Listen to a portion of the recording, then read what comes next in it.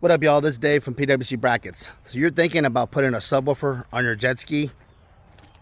We do all the testing so you don't have to. Yes, this is what we do, guys. We're going to do a quick testing. I'm going to show you, give you some positives, some pros and cons of the different subwoofers we tried out. And I'm going to try to shoot some quick pictures of them. They are large, some of them.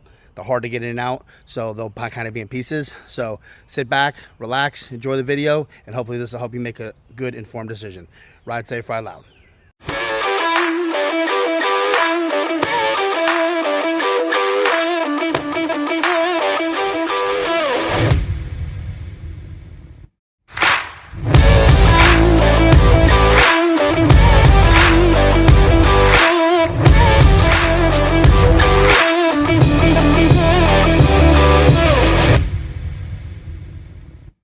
Okay, first up, we have basically, this is what they call a free air sub. We were able to build a panel inside of our panel.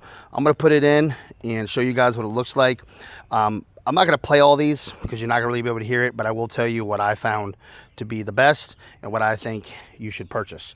We have a whole bunch of different ones to choose from here, so let's get at it. Okay, so we got the subwoofer in there. It mounts down. We made a custom little plate. For space, great. For sound, definitely the worst that I heard on here. This is a free air sub. What you do, a free air, the way it works is use the back of your ski and the front of your ski, or the back of the compartment and the front of the compartment, to basically create pressure and give you sound waves. This particular subwoofer, it's a 10-inch subwoofer.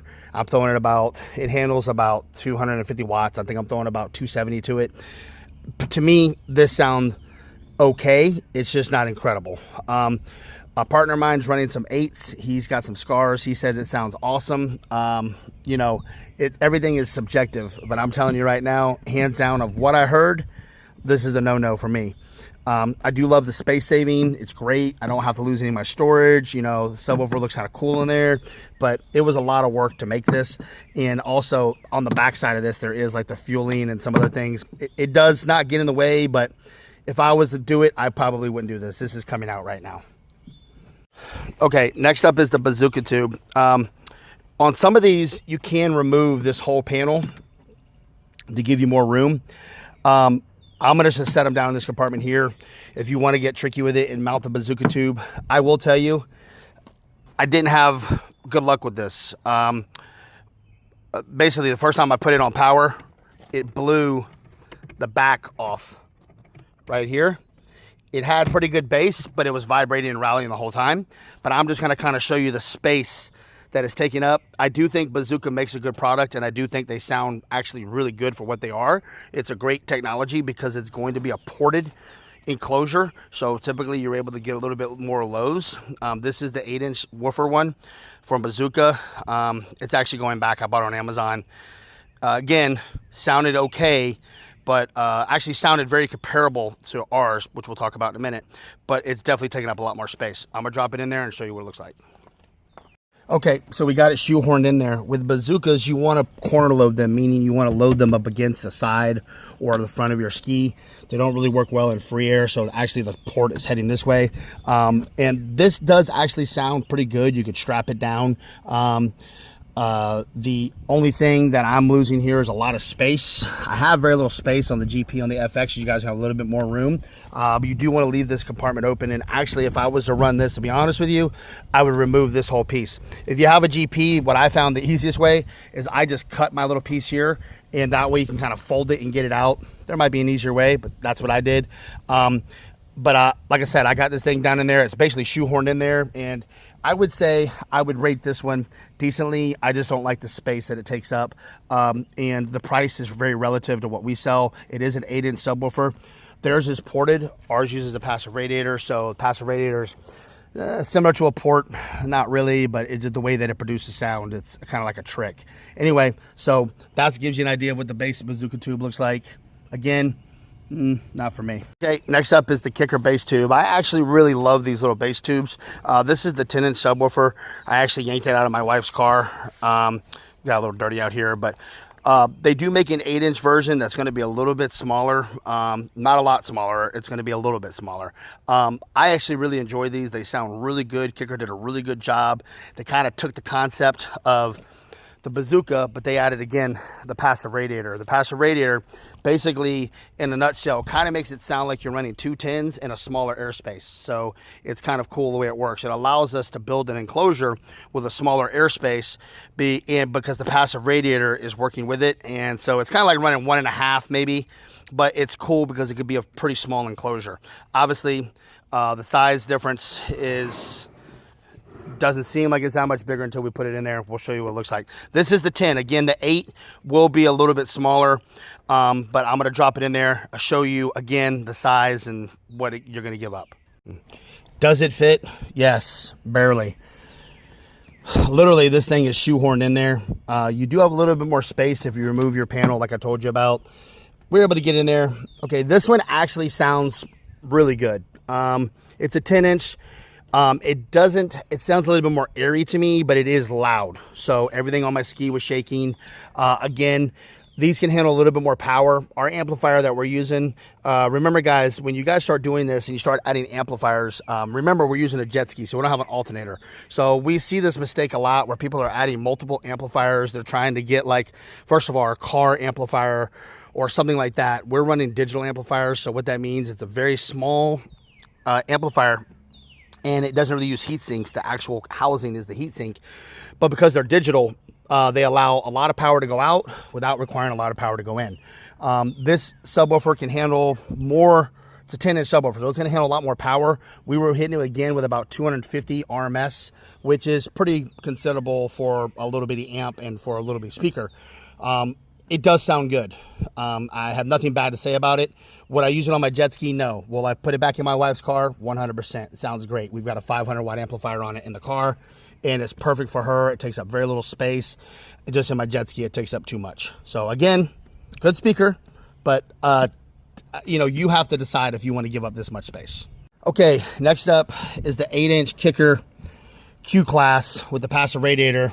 This ski, I think when I bought this, it was actually about $700, maybe $699. Incredible sound inside this jet ski. It doesn't take up a lot of room. The only downside, it weighs 30 pounds.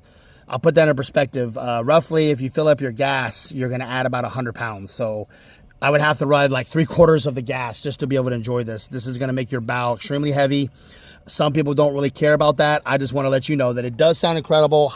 Hands down, the best sound I heard on here so far. Everything is shaking. It's deep. It sounds great. And I'm actually only putting like 250 watts RMS to it. This can actually handle anywhere between 600 watts RMS to 800. I probably would be 600 would be where it'd be safe, or 500 would probably be a really good a place to put this. Great subwoofer, heavyweight. The reason why I have the towel down on there, it's so heavy I can't grab it and pull it out. So I had to put a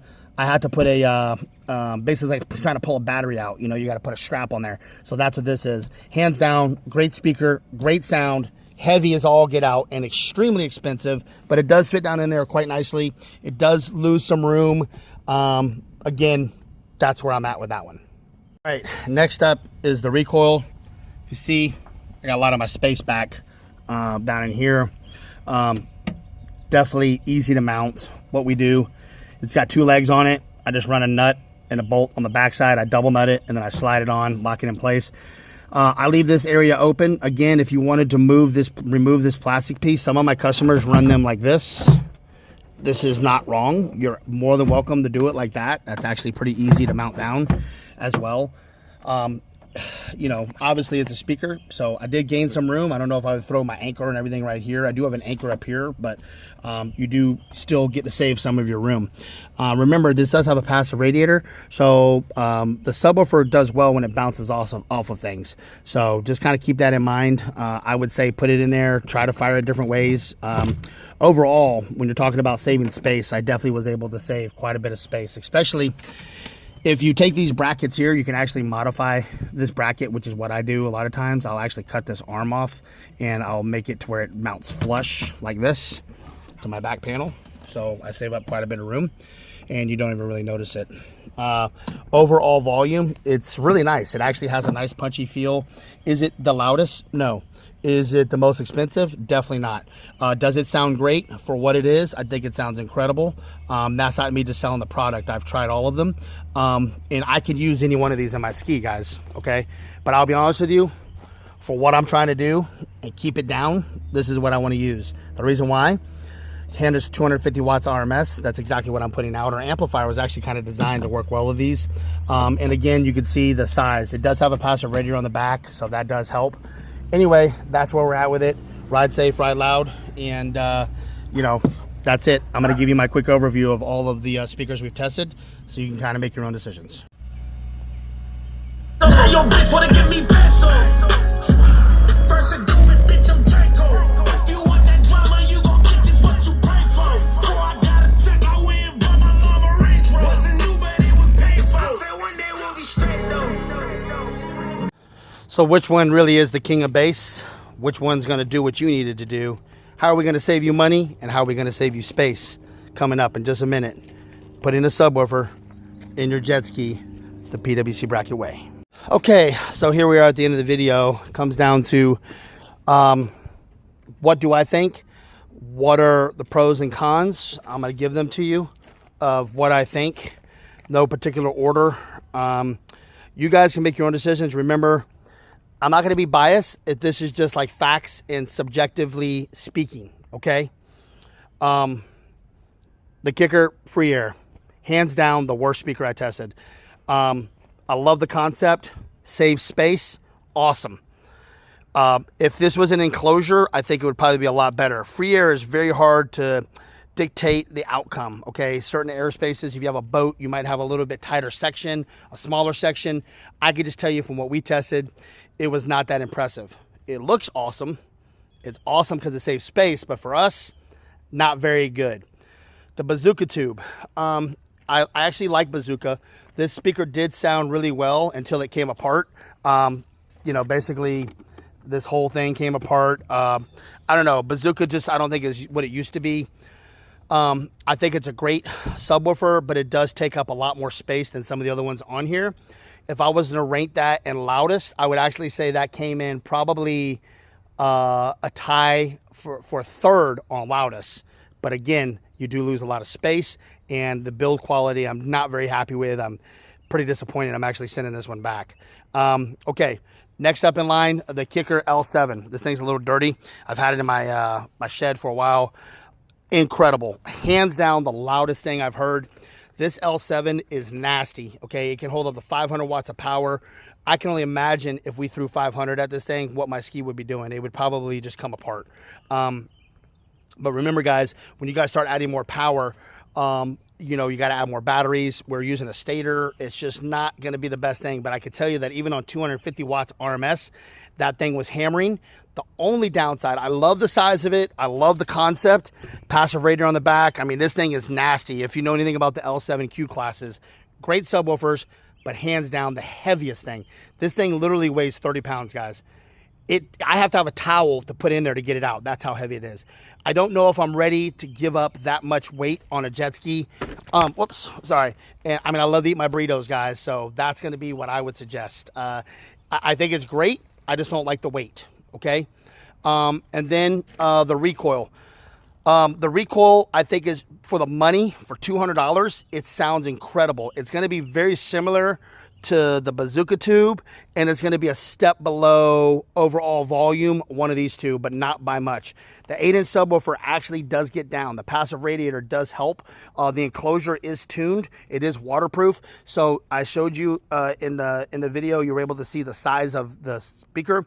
I'm not talking great about it. I think it's incredible for the money and for the size, guys. So remember, whenever we do this bass game or we do all this subwoofers or speakers, you got to give a little bit and take a little bit.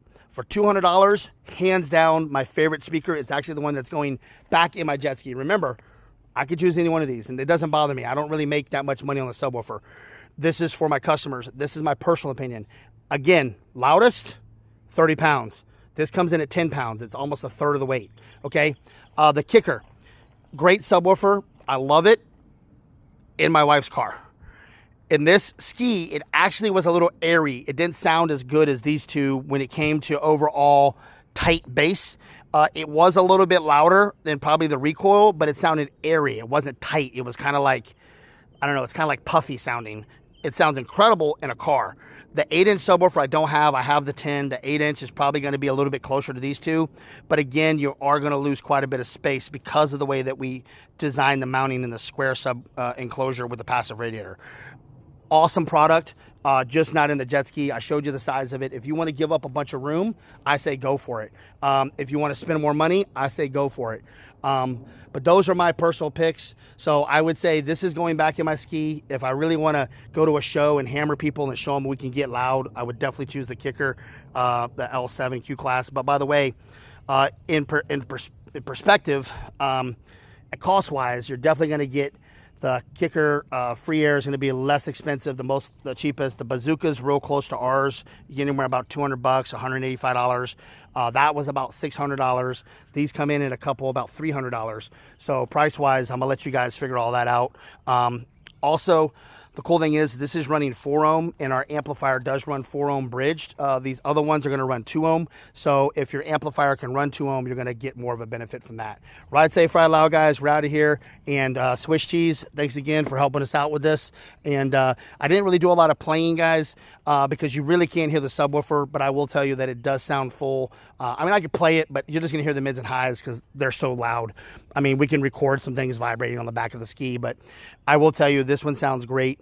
Remember, guys, subwoofers on jet skis, it's kind of like a toss in the air. It just, it sounds good up until a certain speed, and then after that, it just loses it. I know the video got a little long. Again, ride safe, ride loud. Thanks again for watching. We'll see you guys on the water. Peace.